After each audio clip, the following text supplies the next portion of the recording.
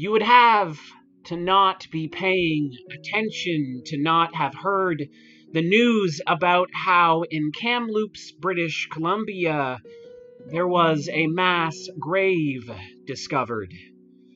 In it were the bodies of 215 children, 215 childhoods stolen by this residential school on Canadian soil. And over the past few days, any Canadian with a heart has probably been struggling with what to do about Canada's history of trauma inflicted upon the Indigenous people. If you're a Christian person, those questions are probably just as deep, right? The church played a role in residential schools.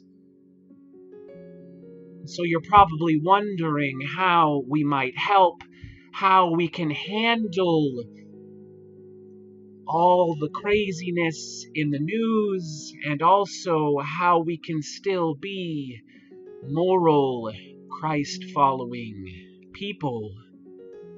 You might have seen in the news some things that might cause you to struggle.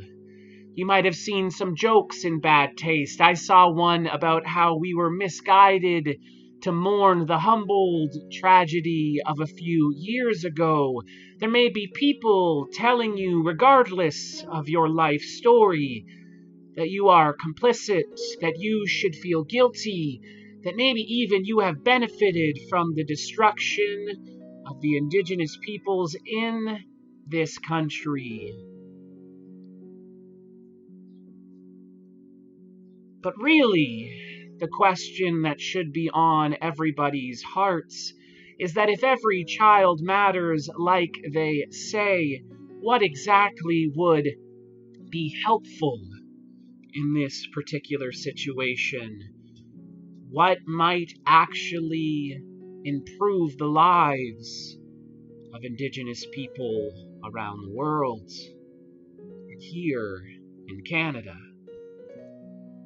Hi, as the text below says, my name is Reverend James Clark. I'm the Minister of Word and Sacrament at NBPC. And I just wanted to take a short moment to reflect upon and to think about this national tragedy that was just discovered. And we know that if we listen to Indigenous advocates, this probably isn't the only mass grave. This probably isn't the only time we're going to discover childhoods stolen, culture destroyed. And really, the point of this video is just to simply say, don't get distracted by people trying to make you feel guilty, by people trying to force you and shame you into compliance. Yes, this tragedy is political. Sometimes politics can distract us from what really should be, if you are a Christ follower, a very open and shut, simple situation. And that is, there is a tragedy. How can I help? You see, I'm not here to guilt you or to say that your life is not difficult. I'm here to simply say that a few days ago, there was a mass grave discovered in our country. And there are Indigenous people who don't even have clean water, regardless of what you might think about their characters. what is it we can do to help? And the reason why I'm saying that is because that is a Christian perspective. There's no need to employ shame or guilt.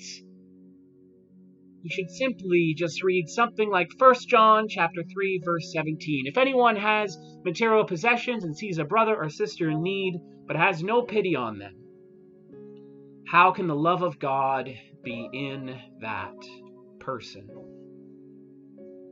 So don't get confused. Don't let being shamed stop you from doing what is good and what is kind.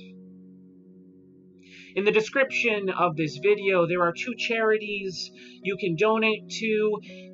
This history of trauma with the indigenous people is a little bit beyond your own heart and your own personal choices. Collective action is necessary, and so feel free to donate if you like. This week and at North Bramley, we're going to talk about the beginnings of the church and the challenges of injustice they may face, and how they prayed for boldness in the face of those challenges. If you'd like to join us for worship, it'll be right here on YouTube. But for today, reflect upon those 215 childhoods lost, and maybe how you might be able to be helpful. My name is Reverend James Clark. Thank you for joining me.